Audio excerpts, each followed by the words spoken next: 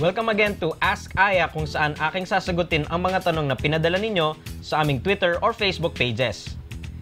Unang tanong natin galing kay Jerry San Juan. He asks, Sir Aya, bakit maingay ang US stock market trading floor?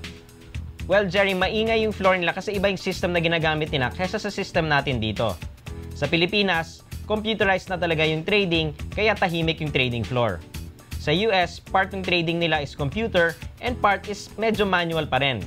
Kaya nga sa totoo lang, if you want to be a trader there, you have to be physically fit. Kasi madalas ang tulakan doon at minsan nga masisiko ka pa sa mukha. Second question from Paeng Valenzuela. He asks, Aya, para saan pa ang stock certificate kung electronic naman ang transaction? The stock certificate is something na pwedeng hingin ng tao kung gusto nilang hawakan mismo yung shares nila. Gusto nga sana ng PSE i-phase out na yon.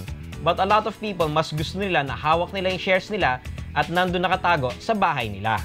Our third question comes from Miss Rexy Mercado. She asks, Sir Aya, paano po binabasa ang financial statement ng company at paano ito magagamit na basehan sa stock trading? Well, Rexy, the best way to learn how to do that would be to attend our free seminar on fundamental analysis that I will be conducting for citiseconline.com this October. Punta ka lang sa website ng citiseconline.com and you can sign up for free. Kasi medyo mahaba yung sagot dyan eh. And it's really what you call fundamental analysis. That's how you learn to read financial statements so that you can make better stock trading decisions. Our fourth question comes from Mr. Mark D. He asks, Aya, ano ang physics? Well, physics is another name for the Philippine Stock Exchange Index. Medyo lumang pangalan nga yan eh. And yan yung tinatawag sa index nung nagsimula ito nung mga 90s when they reformulated it.